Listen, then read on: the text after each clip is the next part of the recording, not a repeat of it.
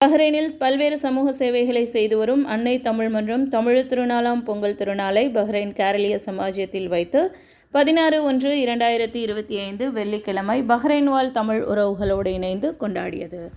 இந்த மாபெரும் பொங்கல் திருவிழாவில் காலை நிகழ்வில் சிறப்பு விருந்தினர்களாக இந்திய தூதரகத்தின் அரசியல் ஆலோசகர் ஸ்ரீ ராஜீவ்குமார் மிஸ்ரா அவர்களும், இரண்டாம் நிலை செயலாளர் மதிப்பிற்குரிய செல்வி நிவேதா அவர்களும், பஹ்ரைன் உள்துறை அமைச்சகத்தை சார்ந்த வடக்கு மண்டல ஆளுநரகத்தில் உள்ள முதலீட்டுத் துறையின் தலைவர் திரு இசாம் ஏஷா அல் ஹயாத் அவர்களும் கலந்து கொண்டு சிறப்பித்தனர்.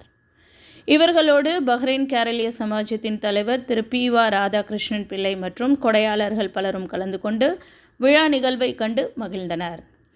தமிழர்களின் பாரம்பரியத்தையும் விவசாயத்தையும் நினைவு கூறும் விதமாக சுமார் 25 குடும்பங்கள் பொங்கல் வைத்து வழிபாடு நடத்தினார்கள். சுமார் 20க்கும் மேற்பட்ட பெண்கள் கோலப் போட்டியில் பங்கு பெற்றனர். 100க்கும் மேற்பட்ட பெண்கள் கலந்து கொண்டு மிக பிரம்மாண்டமான கும்மி நடனம் அரங்கேற்றப்பட்டது. இது காண்போர் அனைவரையும் மகிழ்ச்சியில் ஆழ்த்தியது. சிறு குழந்தைகள் உற்சாகத்தோடு நடனமாடி அனைவரையும் மகிழ்வித்தனர். இதனைத் தொடர்ந்து குழந்தைகளுக்கான விளையாட்டுப் போட்டிகள், பெரியவர்களுக்கான கயிறு இழுக்கும் போட்டிகளும் மற்றும் உரியடி போட்டிகள் சிறப்பாக நடத்தப்பட்டன. அனைவரும் உற்சாகத்தோடு பங்கு பெற்று பரிசுகளை தட்டிச் சென்றனர்.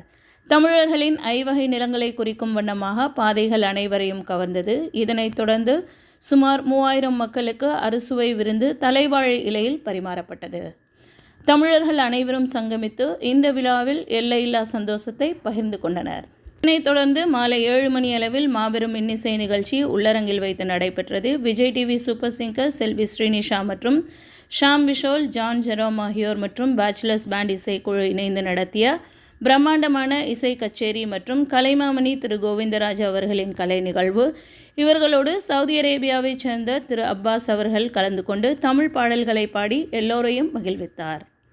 மேலும் பஹ்ரைனில் வசிக்கும் திருமதி சோபனா சிவா மற்றும் செல்வி தனுஸ்ரீ ரமேஷ் அவர்கள் ஆகியோர் இவர்களோடு இணைந்து பாடல்கள் பாடி மகிழ்வித்தனர்.